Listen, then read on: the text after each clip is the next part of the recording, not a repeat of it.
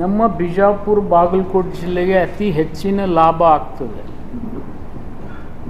ಯಾಕೆಂದರೆ ನಮಗೆ scheme A ಮತ್ತು ಬಿ ಅಂಥೇಳಿ ಮಾಡಿ ಬಹಳಷ್ಟು ದೊಡ್ಡ ಅನಾಹುತವನ್ನು ಮಾಡಿ ನಮಗೆ ನಮ್ಮ ಪಾಲಿನ ನೀರನ್ನು ಸಿಗದೇ ಇರತಕ್ಕಂಥ ಸ್ಥಿತಿಯಲ್ಲಿ ಬಹುದಿನಗಳಿಂದ ನಾವು ಸಾಕ್ತಾ ಇದ್ದೀವಿ. ಉದಾಹರಣೆಗೆ 80 TMC ಬರಬೇಕು ನಮ್ಮ ಸ್ಕೀಮ್ ಬಿನಲ್ಲಿ. ಅದು ಸರ್ವೋಚ್ಚ ನ್ಯಾಯಾಲಯದಲ್ಲಿ ವ್ಯಾಜ್ಯ ಇದೆ ಅಂಥೇಳಿ ಗೆಜೆಟ್ ನೋಟಿಫಿಕೇಷನ್ ಕೇಂದ್ರ ಸರ್ಕಾರ ಮಾಡ್ತಾ ಇಲ್ಲ. ದುರ್ದೈವಶ ನಮ್ಮ MP ಗಳು ಕೂಡ, ರಾಜ್ಯದ MP ಗಳು ಕೂಡ ಅದರ ಬಗ್ಗೆ ಕೇಂದ್ರ ಸರ್ಕಾರದ ಗಮನ ಸೆಳೀತಾ ಇಲ್ಲ. ಮತ್ತು ರಾಜ್ಯ ಸರ್ಕಾರ ಪದೇ ಪದೇ ಕೇಂದ್ರ ಸರ್ಕಾರಕ್ಕೆ ಮನವಿ ಮಾಡ್ತದೆ. ಮಾನ್ಯ ಮುಖ್ಯಮಂತ್ರಿಗಳು, ಉಪಮುಖ್ಯಮಂತ್ರಿಗಳು ಕೂಡ ಮೊನ್ನೆ ಒಂದು ನಿಯೋಗ ತೊಗೊಂಡೋಗಿ ಕೇಂದ್ರದ ನೀರಾವರಿ ಸಚಿವರನ್ನು ಮನವಿ ಮಾಡಿದರೂ ಕೂಡ ಆಂಧ್ರದವರು ಬರಲಿಲ್ಲ ಆ ಮೀಟಿಂಗಿಗೆ. ಆ ವಿಷಯದ ಹಿನ್ನೆಲೆಯಲ್ಲಿ ಈಗಾಗಲೇ ನಿಮ್ಮ ರೈತ ಸಂಘದವರು ಕೂಡ ಒತ್ತಡ ಮಾಡ್ತಾ ಇದ್ದಾರೆ. ಆಲ್ಮಟ್ಟಿ ಅಣೆಕಟ್ಟಿನ ಗೇಟನ್ನು ಹಾಕಿ ಹೆಚ್ಚಿಗೆ ನೀರು ನಿಲ್ಲಿಸಿ ಆ ನೀರನ್ನು ಸ್ವಲ್ಪ ಮಟ್ಟಿಗಾದರೂ ಬಿಜಾಪುರ ಜಿಲ್ಲೆಗೆ ಕೊಡಿ. ಅಕಸ್ಮಾತ್ 1 ಮೀಟ್ರ್ ಹೆಚ್ಚಿಗೆ ಮಾಡಿದರೆ ಒಂದು 25ರಿಂದ 30 TMC ನೀರು ಸಿಗ್ತದೆ ನಮ್ಗೆ 80ರಲ್ಲಿ. ಆ 30 TMC ನೀರು ಸಿಕ್ಕರೆ ಅದು ನಮ್ಮ ಜಿಲ್ಲೆಗೆ ಅನುಕೂಲ ಆಗ್ತದೆ. ಮತ್ತು ಹೆಚ್ಚು ಕಡಿಮೆ ಒಂದು 22ರಿಂದ 25 ಸಾವಿರ ಎಕರೆ ಜಮೀನು ಮುಳುಗಡೆ ಮಾಡಿದರೆ ಆ 521ಗೆ ಎಷ್ಟು ಬೇಕಾಗ್ತದೆ ಅಷ್ಟು ಕಾಂಪೆನ್ಸೇಷನ್ನು ಕೊಡ್ತಕ್ಕಂಥದ್ದು ಅವಕಾಶ ಇದೆ. ಕೇವಲ ಒಂದು 22 ಸಾವಿರ ಎಕರೆ ಜಮೀನು ನೀರಾವರಿ ಮುಳುಗಡೆ ಆಗ್ತದೆ. ಅಷ್ಟು ಕಾಂಪೆನ್ಸೇಷನ್ ಕೊಟ್ಟರೆ, ಅಷ್ಟು ನೀರು ನಿಲ್ಲಿಸಿದ್ರೆ ನಮ್ಮ ಜಿಲ್ಲೆ ಏನು ಇವತ್ತು ನಾವು ಅವಾರ್ಡ್ ಆಗಿ ಇಲ್ಲಿವರೆಗೆ ನೀರು ಉಪಯೋಗ ಮಾಡಿಲ್ಲ, ಆ ಉಪಯೋಗ ಮಾಡ್ತಕ್ಕಂಥ ಶಕ್ತಿ ಆದರೂ ನಮಗೆ ಬರ್ತದೆ. ಇಲ್ಲದೇ ಇದ್ದರೆ ನಾವು ಬರೇ ನಾವು ಬೇರೆ ಜಿಲ್ಲೆಗೆ ನೀರು ಕೊಡೋದ್ರಲ್ಲೇ ನಮ್ಮ ಕಾಲಹರಣ ನಾವು ಮಾಡ್ತಾಯಿದ್ದೀವಿ. ಇದನ್ನು ಒತ್ತಾಯ ಮಾಡಬೇಕಂತಕ್ಕಂಥದ್ದು ನಮ್ಮ ಜಿಲ್ಲೆ ಎಲ್ಲ ಶಾಸಕರ ಒಂದು ಒತ್ತಾಸೆ ಇದೆ. ಆ ಹಿನ್ನೆಲೆಯಲ್ಲಿ ಎಲ್ಲ ಶಾಸಕರು ಕೂಡ ಕೋಲಾರದಲ್ಲಿ ಕಾರ್ಯಕ್ರಮಕ್ಕೆ ಬಂದು ಮಾನ್ಯ ಮುಖ್ಯಮಂತ್ರಿಗಳಿಗೆ, ಉಪಮುಖ್ಯಮಂತ್ರಿಗಳಿಗೆ ಒತ್ತಾಯ ಮಾಡಬೇಕಂತಕ್ಕಂಥ ಹಿನ್ನೆಲೆಯಲ್ಲಿ ಮತ್ತು ಜೊತೆಗೆ ಕೋಲಾರ ಮುಳುಗಡೆ ಆಗಿರ್ತಕ್ಕಂಥ 25ನೇ ವರ್ಷದ ವರ್ಷಾಚರಣೆ ಕೂಡ ಆಚರಣೆ ಮಾಡಿ ಬಾಗಲಕೋಟೆ ಮುಳುಗಡೆಗೆ ಎಷ್ಟು ಆದ್ಯತೆ ಸಿಗ್ತದೆ ಅಷ್ಟೇ ಆದ್ಯತೆ ಉಳಿದ ಹಳ್ಳಿಗಳಿಗೆ ಸಿಗ್ತಾ ಇಲ್ಲ R&R ಪ್ಯಾಕೇಜ್ನಲ್ಲಿ. ಅದು ಯಾವುದೇ ಸರ್ಕಾರ ಇರಲಿ, ನಮ್ಮ ಸರ್ಕಾರ ಇರಲಿ, ಬೇರೆ ಸರ್ಕಾರ ಇದ್ದಾಗೂ ಕೂಡ ಬಾಗಲಕೋಟೆಗೆ ಮುಳುಗಡೆ ಸಂತ್ರಸ್ತರಿಗೆ ಎಷ್ಟು ಒತ್ತು ಕೊಟ್ಟು ದುಡ್ಡು ಕೊಟ್ಟಿದ್ದಾರೆ, ಅಭಿವೃದ್ಧಿ ಮಾಡಿದ್ದಾರೆ, ಅದರ ಅರ್ಧ ಕೂಡ ಈ ನಮ್ಮ ಮುಳುಗಡೆ ಆಗಿರ್ತಕ್ಕಂಥ ಹಳ್ಳಿಗಳಿಗೆ ಆಗ್ತಾ ಇಲ್ಲ. ಅದನ್ನು ಕೂಡ ಒತ್ತಾಯ ಮಾಡ್ತಕ್ಕಂಥ ಕಾರ್ಯಕ್ರಮ ಈ ವೇದಿಕೆ ಮುಖಾಂತರ ನಾವು ಮಾನ್ಯ ಉಪಮುಖ್ಯಮಂತ್ರಿಗಳಿಗೆ, ಮುಖ್ಯಮಂತ್ರಿಗಳಿಗೆ ಮನವಿ ಸಲ್ಲಿಸ್ತಕ್ಕಂಥ ವಿಚಾರ ಕೂಡ ಇದೆ. ಆ ಹಿನ್ನೆಲೆಯಲ್ಲಿ ಈ ಪತ್ರಿಕಾಗೋಷ್ಠಿಯನ್ನು ನಾವು ಕರೆದಿದ್ದೀವಿ. ಈ ಸಂದರ್ಭದಲ್ಲಿ ಎಲ್ಲ ರೈತ ಸಂಘಟನೆಗಳಿಗೆ, ಜಿಲ್ಲೆ ರೈತರಿಗೆ ನಾವು ಒತ್ತಾಯ ಮಾಡ್ತಕ್ಕಂಥದ್ದು ಇಷ್ಟೇ, ತಾವು ಕೂಡ ಈ ಕಾರ್ಯಕ್ರಮಕ್ಕೆ ಭಾಗಿಯಾಗಿ ಮಾನ್ಯ ಮುಖ್ಯಮಂತ್ರಿಗಳಿಗೆ, ಉಪಮುಖ್ಯಮಂತ್ರಿಗಳಿಗೆ ಮನವಿಯನ್ನು ಸಲ್ಲಿಸಿ ಒತ್ತಾಯ ಮಾಡಿದರೆ ಜಿಲ್ಲೆಗೆ ಸಹಾಯ ಆಗ್ತದೆ ಅಂತಕ್ಕಂಥದ್ದು ನಮ್ಮ ಜಿಲ್ಲಾ ಸಚಿವರು, ಶಾಸಕರು ಎಲ್ಲರೂ ಕೂಡ ಒತ್ತಾಯ ಮಾಡ್ತೀವಿ. ನಾವು ಕೂಡ ಸಾರ್ವಜನಿಕರಲ್ಲಿ ವಿನಂತಿ ಮಾಡ್ತೀವಿ, ಅವರು ಕೂಡ ಪಾಲ್ಗೊಂಡು ಮನವರಿಕೆ ಮಾಡಿಕೊಡ್ತಕ್ಕಂಥ ಪ್ರಯತ್ನ ಮಾಡಲಿ ಅಂಥೇಳಿ ಈ ಸಭೆಯನ್ನು ನಾವು ಕರೆದಿದ್ದೀವಿ. 23ನೇ ತಾರೀಕಿಗೆ 12 ಗಂಟೆಗೆ ಅವ್ರ ಕಾರ್ಯಕ್ರಮ ಪ್ರಾರಂಭ ಆಗ್ತದೆ. ಅದಕ್ಕಿಂತಲೂ ಒಂದು ತಾಸು ಮೊದಲು ಬರ್ಬೋದು ಅಷ್ಟೇ. ಸರ್, ತಾವು ಇದು ಹೈಟ್ ಹೆಚ್ಚು ಮಾಡಬೇಕು ಇದು 2 ವಿಷಯ. ಒಂದು, ಈಗ ಆಲ್ರೆಡಿ ಏನು ಗೆಜೆಟ್ ನೋಟಿಫಿಕೇಶನ್ ಸುಪ್ರೀಂ ಕೋರ್ಟಲ್ಲಿ ಅದಕ್ಕೇನಾರ ಅದಕ್ಕೆ ವ್ಯತಿರಿಕ್ತವಾಗ್ತದೋ ಇಲ್ಲೋ ಒಂದು ಇದು ಎಕ್ಸ್ಪರ್ಟ್ ಆಗುವುದಿಲ್ಲ ಅಂತ ಹೇಳಿದ್ರೆ ಸರ್ಕಾರ ಆ ಎಕ್ಸ್ಪರ್ಟ್ಗಳು, ಲೀಗಲ್ ಎಕ್ಸ್ಪರ್ಟ್ಗಳು ಸರ್ಕಾರಕ್ಕೆ ಗಮನ ತಂದಾರೋ ಇಲ್ಲೋ, ಅಥವಾ ಇವತ್ತೇ ತಂದರೋ ಅಥವಾ ಹಳ್ಳಿಯಿಂದ ಮೊದಲು ತಂದಿಲ್ಲ, ಯಾವುದೇಕಂದ್ರೆ ಇವತ್ತೇ ರಾತ್ರಿ ಯಾವಾಗ ಗೊತ್ತಾಯ್ತು ಅವ್ರಿಗೆ? ಇದು ವಿಷಯ ಇವತ್ತೇ ಆಗಿಲ್ಲ, ಇಟ್ಸ್ ಡೇಟ್ ಫಾರ್ ಟಿಕೆಟ್ಸ್. ಅವ್ರಿಗೆ ಇವತ್ತೇನು ಗೊತ್ತಾಯ್ತು ಕನ್ಸಿಕ್ವೆನ್ಸ್ ಆಗೋದಿಲ್ಲ ಅಂತ? ಒಂದು 10 ದಿವಸದಿಂದ ಮುಖ್ಯಮಂತ್ರಿಗಳು ಒಂದು ಸಭೆ ಕರೆದಿದ್ದರು. UKPಗೆ ಸಂಬಂಧಪಟ್ಟಾಗೆ ಎಲ್ಲ ಶಾಸಕರು, ನಮ್ಮ ಬಿಜಾಪುರ ಜಿಲ್ಲೆ ಅಷ್ಟೇ ಅಲ್ಲ, ಎಲ್ಲ ಶಾಸಕರು, ಸಚಿವರು ಸಭೆ ಕರೆದಿದ್ರು. ನಮ್ಮ ಲೀಗಲ್ ಎಕ್ಸ್ಪರ್ಟ್ ಆದಂಥ ಮೋಹನ್ ಕಾತ್ರಕಿಯವರು ಆ ಸಭೆಯಲ್ಲಿ ಇದ್ದರು. ಅವರು ಒಂದು ಮಾತನ್ನು ಏನು ಹೇಳಿದರು ಅಂದರೆ, ನಾವು ಮೇಲಿಂದ ಮೇಲೆ ಸುಪ್ರೀಂ ಕೋರ್ಟಿಗೆ ವಿನಂತಿ ಮಾಡ್ತಾ ಇದ್ದೀವಿ, ಕೇಸ್ ಹಿಯರ್ ಮಾಡಿ ಡಿಸ್ಪೋಸ್ ಮಾಡಿ ಅಂಥೇಳಿ. ಆದರೆ ಇನ್ನೂವರೆಗೆ ಅವರು ಡೇಟು ಕೊಡ್ತಾ ಇಲ್ಲ, ಹಿಯರು ಮಾಡ್ತಾ ಇಲ್ಲ. ಮತ್ತು ಬೇರೆ ರಾಜ್ಯಗಳು ಆ್ಯಕ್ಟಿವ್ ಆಗಿ ಪಾರ್ಟಿಸಿಪೇಟ್ ಮಾಡಿ ಇದನ್ನು ನಿರ್ಣಾಯಕ ಹಂತಕ್ಕೆ ತೆಗೆದುಕೊಂಡು ಹೋಗ್ತಕ್ಕಂಥ ಉತ್ಸುಕತೆಯನ್ನು ತೋರ್ತಾ ಇಲ್ಲ. ಅದಕ್ಕೆ ಗೇಟನ್ನು ಎತ್ತರ ಮಾಡಿದರೆ ನಮಗೆ ಯಾವುದೇ ಬಾಧ್ಯತೆ ಇಲ್ಲ ಅಂಥೇಳಿ ಅಂತಕ್ಕಂಥ ಅಭಿಪ್ರಾಯ ಅವರು ವ್ಯಕ್ತಪಡಿಸಿದ್ದಾರೆ. ಇದನ್ನು ಮಾನ್ಯ ಮುಖ್ಯಮಂತ್ರಿಗಳ ಎದುರಿಗೆ, ಉಪಮುಖ್ಯಮಂತ್ರಿಗಳ ಎದುರಿಗೇ ವ್ಯಕ್ತಪಡಿಸಿದ್ದಾರೆ. ಆ ಹಿನ್ನೆಲೆಯಲ್ಲಿ ಇದನ್ನು ಒತ್ತಾಯ ಮಾಡ್ತಕ್ಕಂಥದ್ದು ಅನಿವಾರ್ಯ. ಈಗ ಮಹಾರಾಷ್ಟ್ರದಲ್ಲಿ ಒಂದು ಹೋರಾಟ ಮಾಡ್ತಾರೆ, ಮಾಡಬಾರ್ದು, ಎತ್ತನ ಮಾಡಿದ್ರೆ ನಮ್ಮ ಪ್ರವಾಹ ಅಂತ ಹೇಳಿ 2019ರಲ್ಲಿ ತಜ್ಞರ ನಿಯೋಗ ಮಹಾರಾಷ್ಟ್ರ ಬಂದು ಆಲ್ಮಟ್ಟಿಗೆ ನಕರ ಮಾಡಿದರೆ ಯಾವುದೂ ಪ್ರವಾಹ ಆಗಲ್ಲ ಅಂತ ಒಂದು ಕಡೆ ಆಗುತ್ತೆ. ಈಗ ಇದು ಹೊಸ ಇಶ್ಯೂ ಮಾಡಿಕೊಂಡು ನಮ್ಮ ಭಾಗಕ್ಕೆ ಅನ್ಯಾಯ ಮಾಡೋ ಒಂದು ಸಂಚನ ಮಹಾರಾಷ್ಟ್ರ ಸರ್ಕಾರ ಮಾಡ್ತಾ ಇದೆ ಅಂತ ಆರೋಪ ಹೇಳಿದ್ರು. ನನಗೆ ಗೊತ್ತಿರೋ ಮಟ್ಟಿಗೆ ಮಹಾರಾಷ್ಟ್ರಕ್ಕೂ ಕೂಡ ಮನವರಿಕೆ ಆಗಿದೆ. ಇದನ್ನು ಎತ್ತರ ಮಾಡೋದ್ರಿಂದ ಮಹಾರಾಷ್ಟ್ರಕ್ಕೆ ಯಾವುದೇ ಹಾನಿ ಇಲ್ಲ ಅನ್ನೋದು. ಆದರೆ ದುರ್ದೈವಶ ಆಂಧ್ರ ಮತ್ತು ತೆಲಂಗಾಣ ಸುಮ್ಮನೆ ಖ್ಯಾತಿ ತೆಗೆದು ನಮಗೂ ನೀರನ್ನು ಉಪಯೋಗ ಮಾಡಲಿಕ್ಕೆ ಬಿಡ್ತಾ ಇಲ್ಲ, ಅವ್ರಿಗೂ ಉಪಯೋಗ ಮಾಡ್ಕೊತಕ್ಕಂಥ ಅವಕಾಶ ಇಲ್ಲ. ಯಾಕಂದರೆ ಸಮುದ್ರಕ್ಕೆ ನೀರು ಹೋಗ್ತಾ ಇದೆ. ಇದರಲ್ಲಿ ಮೂಲ ತಪ್ಪಿಸಿರೋ ಆಂಧ್ರದವರು ಅಂಥೇಳಿ ನಾನು ಭಾವಿಸ್ತೀನಿ. ಅನ್ಡಿವೈಡೆಡ್ ಆಂಧ್ರ ಸ್ಟೇಟ್ನವರು ಸ್ವಲ್ಪ ಕಡಿಮೆ ಮಾಡಿದರೂ ತಪ್ಪಿಲ್ಲ. ನಾವು 1 ಮೀಟರ್ ಹೆಚ್ಚು ಮಾಡಿದರೆ ನಮಗೆ 25ರಿಂದ 30 TMC ನೀರು ಸಿಗ್ತದೆ. ಈಗ ಒಂದು ಸಮಸ್ಯೆ ಏನಾಗುತ್ತೆ, ಕೃಷ್ಣಾ ನ್ಯಾಯಾಧೀಕರಣ 2ನೇ ತೀರ್ಪು ಬಂದ ಮೇಲೆ 524 ಪಾಯಿಂಟು ನಾವು ಎತ್ತರ ಸ್ವತಂತ್ರ ಗೆಜೆಟ್ ನೋಟಿಫಿಕೇಶನ್ ಇಲ್ಲದೆ ನೀವು ಕೇವಲ 1 ಮೀಟ್ರು ನಾವು ಎತ್ತರ ಮಾಡಿದರೆ ಅದು ಕಂಟೆಂಟ್ ಆಫ್ ಕೋರ್ಟ್ ಆಗ್ಬೋದು.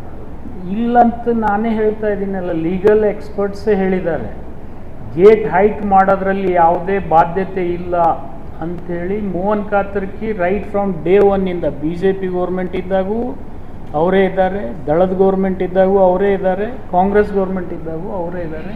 ಇದು ಅವ್ರ ಒಪಿನಿಯನ್ನು. ಕಾಸ್ ಆಫ್ ಆ್ಯಕ್ಷನ್ ನೀವು ಸ್ಟಾರ್ಟ್ ಮಾಡಬೇಕು, ಗೇಟ್ ಎತ್ತರ ಮಾಡಿ, ಅವಾಗ ಅವರೇ ಬರ್ತಾರೆ ನ್ಯಾಚುರಲಿ ಅಂಥೇಳಿ ಅವರೇ ಹೇಳಿದ್ದಾರೆ.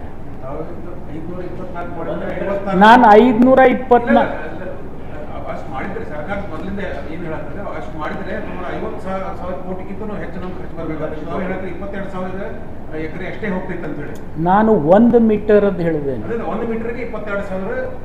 ಈಗ ಅಡಿಷ್ನಲ್ 22,000ರಿಂದ 25,000 ಎಕರೆ ಹೆಚ್ಚು ಕಡಿಮೆ ನಾವು ಮುಳುಗಡೆ ಮಾಡ್ಬೋದು ಅಷ್ಟೇ. ಅದಕ್ಕೆ ಫೈನಾನ್ಷಿಯಲಿ ಅದಕ್ಕೇನು ಪ್ರಾಬ್ಲಮ್ ಆಗೋದಿಲ್ಲಲ್ಲ. ಈಗ ಆಲ್ರೆಡಿ ಪಾರ್ಷಿಯಲಿ ಪೇಮೆಂಟ್ ಆಗಿದ್ದು ಇದಾವೆ.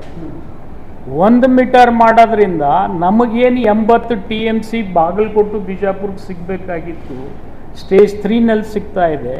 ಅದನ್ನು ಇವತ್ತಿನಿಂದ ನಾವು ಉಪಯೋಗ ಮಾಡಲಿಕ್ಕೆ ಅವಕಾಶ ಆಗ್ತದೆ. ಜಾಸ್ತಿ ಬರ್ಡನ್ ಬರಲ್ಲ. ಅದನ್ನ ಲೈನ್ ಎಸ್ಟಿಮೇಟ್ ನನ್ನ ಕಡೆ ಇಲ್ಲ. ಅದು ಎಷ್ಟಕ್ಕಾಗಲಿ ಅದು ಆದ್ರೂ ಕೂಡ ನನಗೆ ಹೆಚ್ಚು ಕಡಿಮೆ ಒಂದು 30 TMC ನೀರು ನಮಗೆ ಸಿಕ್ಕರೆ ಇವತ್ತು ಲಕ್ಷಾವಧಿ ಎಕರೆ ಜಮೀನು ನೀರಾವರಿ ಆಗ್ತದೆ. ನಮ್ಮ ಕುಡಿಯುವ ನೀರಿನ ಸಮಸ್ಯೆ ಬಗೆಹರಿತದೆ. ಕೆರೆಗಳು ತುಂಬತಕ್ಕಂಥ ಏನು ಇನ್ಫ್ರಾಸ್ಟ್ರಕ್ಚರ್ ನಾವು ಕ್ರಿಯೇಟ್ ಮಾಡ್ಕೊಂಡಿರ್ತೀವಿ, ಈಗ 100 ಕೆರೆಗಳನ್ನು ತುಂಬತಕ್ಕಂಥ ಯೋಜನೆ ಜಾರಿಗೆ ತಂದೀವಿ. ಆದರೆ ನೀರು ಇರದೇ ಇದ್ರೆ ಏನು ತುಂಬ್ತೀವಿ?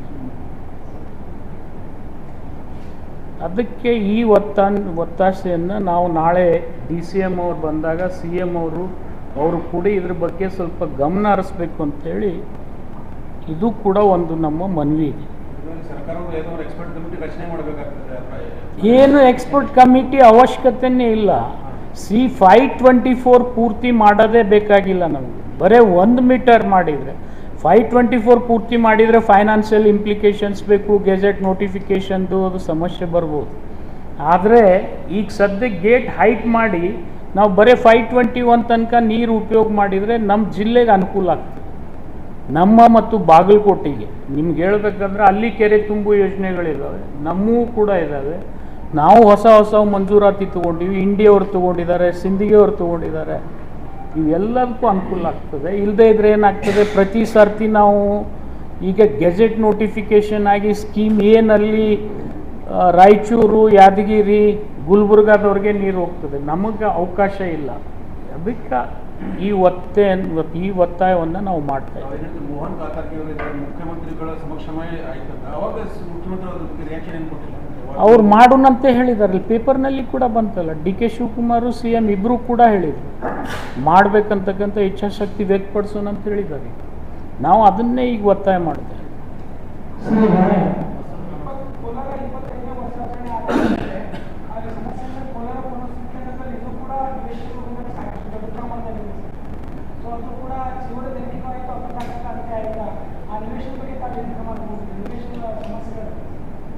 ಯಾರು ರೇಸ್ ಮಾಡಿದ್ರು ನಿವೇಶನ್ ಬಗ್ಗೆ ಬೋಗಸ್ ಇದ್ದಿದ್ದು ರೇಸ್ ಮಾಡಿದ್ದೆ ನಾನು ಬಂದ್ಮೇಲೆ. ಮತ್ತು ನಾನೇ COD ಕೊಡಿಸಿದ್ದೀನಿ, ಇಲ್ಲಿವರೆಗೆ ಯಾರು ಕೊಡಿಸಿದ್ದಿಲ್ಲ. COD ಕೊಡಿಸಿ ಎನ್ಕ್ವೈರಿ ಒಂದು ಹಂತಕ್ಕೆ ಬಂದಿದೆ, ಅದನ್ನು ಕಂಪ್ಲೀಟ್ ಮಾಡ್ರಿ ಅಂತೇಳಿ ನಾನೇ R&R ಆಫೀಸ್ನಲ್ಲಿ ಹೋಗಿ CM ಜೊತೆ ಒಂದು ಮೀಟಿಂಗು ಮಾಡಿ 3 ತಿಂಗಳು ಆಗಿಲ್ಲ, 2.5 ತಿಂಗಳು 3 ತಿಂಗಳಾಗಿದೆ. ಮೀಟಿಂಗ್ ಮಾಡಿ ಈ ಕೇಸನ್ನು 1100 ಫೇಕ್ ಹಕ್ಕುಪತ್ರ ಇದಾವೆ. ಇದು ಬರೀ ಕೋಲಾರ ಒಂದೇ ಅಲ್ಲ, ಎಲ್ಲ ಪುನರ್ವಸತಿ ಕೇಂದ್ರಗಳಲ್ಲಿ R&R ಆಫೀಸ್ನಲ್ಲಿ ಆಫೀಸರ್ಸ್ ಜೊತೆಗೆ ಇನ್ವಾಲ್ವ್ ಆಗಿ ಫೇಕ್ ಹಕ್ಕುಪತ್ರಗಳನ್ನು ಕ್ರಿಯೇಟ್ ಮಾಡಿದ್ದಾರೆ. ಅದನ್ನು ಫಸ್ಟ್ ಬಿಡುವವನೇ ನಾವು.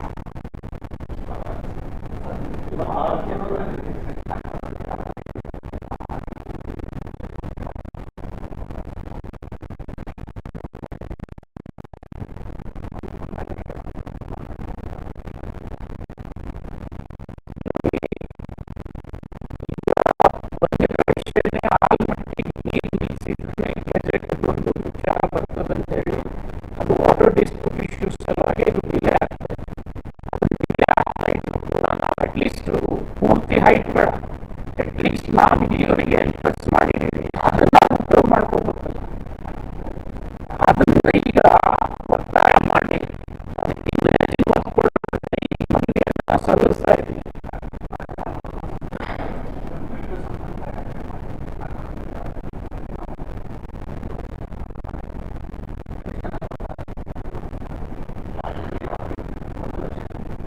ನೋಡಿ, ಫೈನಾನ್ಷಿಯಲ್ ಕಮಿಟ್ಮೆಂಟ್ ಮಾಡತಕ್ಕಂಥದ್ದು ಮುಖ್ಯಮಂತ್ರಿಗಳು ಉಪಮುಖ್ಯಮಂತ್ರಿಗಳೇ ಮಾಡೋದು. ನಾವು ಅದನ್ನೇ ಒತ್ತಾಯ ನಾಳೆ ಮಾಡ್ತೇವೆ.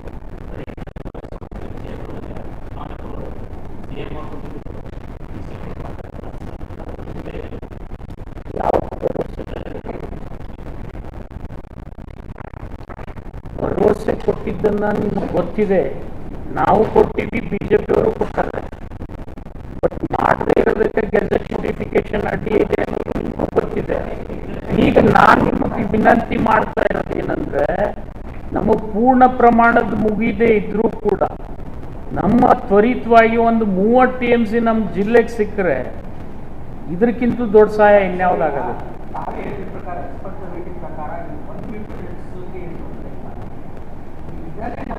ಇದನ್ನೇ ಈಗ ಅದನ್ನೇ ಒತ್ತಾಯ ಸ್ಟಾರ್ಟ್ ಮಾಡ್ತಾ ಇದ್ದೀವಿ ನಾವು. ಈಗ ನಾವು ಎಲ್ಲ ಶಾಸಕರು ಸಚಿವರು ಒತ್ತಾಯ ಮಾಡಿದ ಮೇಲೆ ಮೊನ್ನೆ ಈ ಮೀಟಿಂಗನ್ನು ಕರೆದಿದ್ದಾರೆ. ಈಗ ಇದಕ್ಕೊಂದು ಚಾಲನೆ ಸಿಗಲಿ ಅನ್ನೋದೇ ನಮ್ಮ ಆಸೆ. ನಿಮ್ಮ ಆಸೆ ಕೂಡ ಅದೇ ಆಗಿರಲಿ. ನಿಮ್ಮ ಒತ್ತಾಸೆ ಕೂಡ ಜಿಲ್ಲೆಯವರಾಗಿರೋದ್ರಿಂದ ನಿಮ್ಮ ಒತ್ತಾಸೆ ಕೂಡ ಅದೇ ಇರಲಿ ಅಂತ ನಾನು. ಅದು ಆಗಲಿ ಸರ್, ಅಲ್ಲ ವೇಸ್ಟ್ ಮಾಡೋದು ಬೇಡ. ಈಗ ಸದ್ಯ ಈಗ ಆಗಿದ್ದಂತೂ ಆಗೋಗ್ಯದ, ಈಗ ಆಗೋದಾರೆ ಬೇಕಲ್ಲ.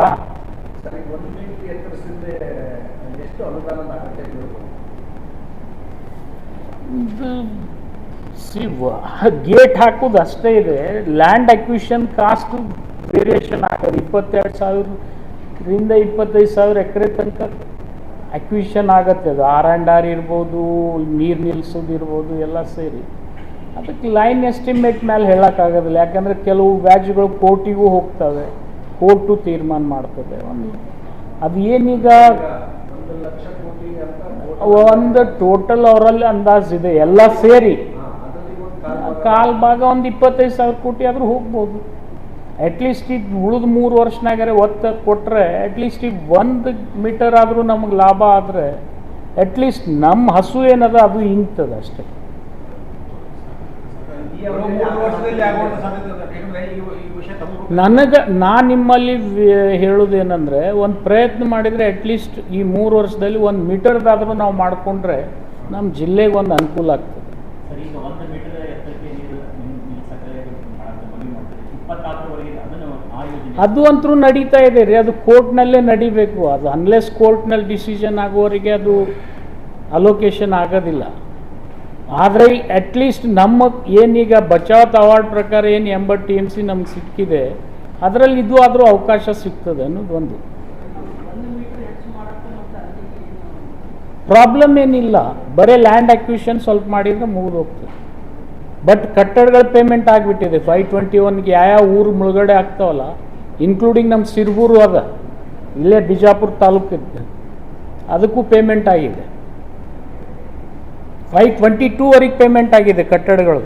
ಜಿಲ್ಲೆ ಹಿತದೃಷ್ಟಿಯಿಂದ 1 ಮೀಟರ್ ಮಾಡೋದು better. 100% ಈ 3 ವರ್ಷನಾಗ ನಮಗದು ಆಯ್ತಪ್ಪ ಅಂದರೆ ಮುಂದೆ ನಾವು ಈ ಬಚಾವತ್ ಅವಾರ್ಡ್ ಎಂದಾಗ್ತದೋ ಬಿಡ್ತದೋ ಕಾಯ್ಕೋತ ಕೊಡೋದ್ರಾಗೆ ನಮ್ಮ ಕಾಲಹರಣ ಮಾಡ್ತಕ್ಕಂಥ ಅವಕಾಶ ಆದರೂ ತಪ್ತದೆ. ಹೈಪೋಥೆಟಿಕಲ್ ಅಷ್ಟೇ. ಈಗ 1 ಮೀಟರ್ಗೂ ಆಂಧ್ರ ಪ್ರದೇಶ ಏನಾರೇ ಅಥವಾ ಅದು ಅದಕ್ಕೇನು ಸಂಬಂಧ ಇಲ್ಲ. They cannot object. See they want to increase their stake ಅಷ್ಟೇ. ಅದು that will be decided in the court. ಅದನ್ನು ಅವ್ರು ಚಾಲೆಂಜ್ ಮಾಡಿದರೆ ಅದು ಮಾಡ್ಕೊಳ್ಳಿ. ನಮಗೆ 80 TMC ಅಲೋಕೇಶನ್ ಮಾಡಿದ್ರಲ್ಲಿ ಏನು ಕಡಿಮೆ ಆಗೋದಿಲ್ಲ. ಅಕಸ್ಮಾತ್ ಕಡಿಮೆ ಆದರೂ ಕೂಡ ಮೋಹನ್ ಕಾತರ್ಕಿ ಅವ್ರ ಒಪಿನಿಯನ್ ಏನಿತ್ತು, ಭಾಳ ಆದ್ರೆ ಒಂದು 5 TMC ಕಡಿಮೆ ಆಗ್ಬೋದು. 5 TMC ಕಡಿಮೆ ಹಾಕೋದು, ಇದ್ದಷ್ಟೇ ಉಳಿತದೋ ಹೆಚ್ಚು ಹಾಕೋದು, ದಟ್ ಈಸ್ ಅ ಭವಿಷ್ಯದ ನಿರ್ಧಾರ. ಅಟ್ಲೀಸ್ಟ್ ನಮಗೆ 80 TMC ಒಳಗೆ ಒಂದು 40 TMC ನಾವು ಉಪಯೋಗ ಮಾಡ್ಕೊಳ್ತಕ್ಕಂಥ ಪ್ರಯತ್ನ ಮಾಡೋಣ. 1 ಮೀಟರ್ಗೆ ಯಾವುದು ಅಬ್ಜೆಕ್ಷನ್ ಬರುವುದಿಲ್ಲ ಅಂದ್ರೆ ಬೆಟರ್ ಅದು ಎಕ್ಸ್ಪ್ಲೋರ್ ಇಟ್ ಅಂಥೇಳಿ ಮೋಹನ್ ಕಾತರ್ಕಿನೇ ಮಾನ್ಯ ಮುಖ್ಯಮಂತ್ರಿಗಳಿಗೆ ಉಪಮುಖ್ಯಮಂತ್ರಿಗಳಿಗೆ ಸಲಹೆ ಕೊಟ್ಟಿದ್ದಾರೆ. ಕಾಸ್ ಆಫ್ ಆ್ಯಕ್ಷನ್ ನಮ್ಮಿಂದ ಶುರು ಆಯ್ತಪ್ಪ ಅಂದರೆ ಬೇರೆ ಸ್ಟೇಟ್ದವ್ರು ತಾವೇ ರಿಸ್ಪಾಂಡ್ ಮಾಡ್ತಾರೆ. ನೀವು ಮಾಡ್ರನು ಒತ್ತಾಯನೂ ಅವ್ರದ್ದು. ಓಕೆ. ಈಗ ಕೃಷ್ಣ ಆರತಿ ಮಾಡ್ಬೇಕಂತ ಹೇಳಿ ಬೇಡಿಕೆ ಇದೆ. ಮತ್ತು ಮೊನ್ನೆ ಬಾಗಿನ ಬಂದಾಗ ಸಿಎಂ ಅವರು ರಿಯಾಕ್ಟ್ ಮಾಡಿದ್ದಾರೆ. ನೋಡ್ರಿ, ಕಾವೇರಿ ಅಷ್ಟೇ ಇಟ್ಟಿದ್ದಾರೆ, ಇಲ್ಲಿ ನಮ್ಮ ನೋಡಪ್ಪ, ನಾನು ಅದರಲ್ಲಿ ಭಾಳ ಆಸಕ್ತಿ ಇಲ್ಲ ಕೃಷ್ಣಾರತಿಯಲ್ಲಿ. ಯಾಕಂತಂದರೆ ಪೂಜೆ ಮಾಡೋದಷ್ಟೇ. ಅದು ಅಲ್ಲಿ ಮಾಡಲಿ ಇಲ್ಲಿ ಮಾಡಲಿ ನಮ್ದೇನದು. ಈಗ ನಾವು ಬೇರೆ ರಾಜ್ಯದ ನೋಡಿ ನಾವು ಕಲಿಬೇಕಂತ ಅಂತದೇನಿಲ್ಲ. ನಾವು ಪ್ರತಿ ವರ್ಷ ಬಾಗಿನ ಅರ್ಪಣೆ ಮಾಡೇ ಮಾಡ್ತೀವಿ. ನನ್ನ ವೈಯಕ್ತಿಕ ಅಭಿಪ್ರಾಯ, ಇದು ಸರ್ಕಾರದಲ್ಲ. ಈಗ ಏನಿಲ್ಲ, ಮೊಸರು ನಾಡೋತ್ಸವಕ್ಕೇನು ಅವ್ರು ಮೊಸರು ಫೇಮಸ್ ಅಲ್ಲ ಕೋಲಾರದು, ಅದಕ್ಕೆ ಮೊಸರು ಹಂಚ್ತಾರೆ ಅವತ್ತು.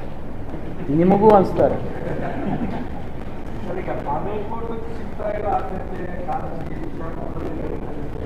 ಇನ್ನೊಂದು ಮೊನ್ನೆ ಒಂದು ಸ್ಮಾಲ್ ನಡಳ್ಳಿಯವರು ಒಂದು ಏನೋ ಪ್ರೆಸ್ ಕಾನ್ಫರೆನ್ಸ್ ಮಾಡಿ ತೊಗರಿ ಬಗ್ಗೆ ಮಾತಾಡಿದ್ರು. ಅದು ಒಂದು ಕ್ಲಾರಿಫಿಕೇಶನ್ ಅಷ್ಟೇ. ಹಾಂ, ಕೊಟ್ರ ಡಿ ಸಿ ಕೊಟ್ರಲ್ಲ ಸಾಕು. ಅದೇ ನಾನು ನಡಳ್ಳಿಯವರಲ್ಲಿ ವಿನಂತಿ ಮಾಡ್ತೀನಿ, ಅದ್ರಾಗ ರಾಜಕಾರಣ ಮಾಡೋದು ಬೇಡ.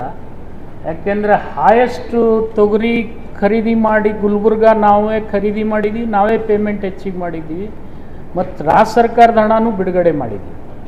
ಓಕೆ.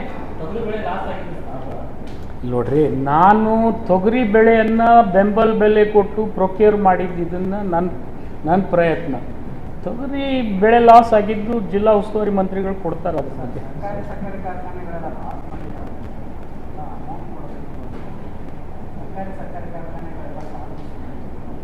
ನೋಡಿ, ಇಲ್ಲ, ಈಗ ಸಹಕಾರಿ ಸಕ್ಕರೆ ಕಾರ್ಖಾನೆಗಳು ಲಾಸ್ನಲ್ಲಿ ಇದ್ದಿದ್ದು ಇವತ್ತಿಂದಲ್ಲ.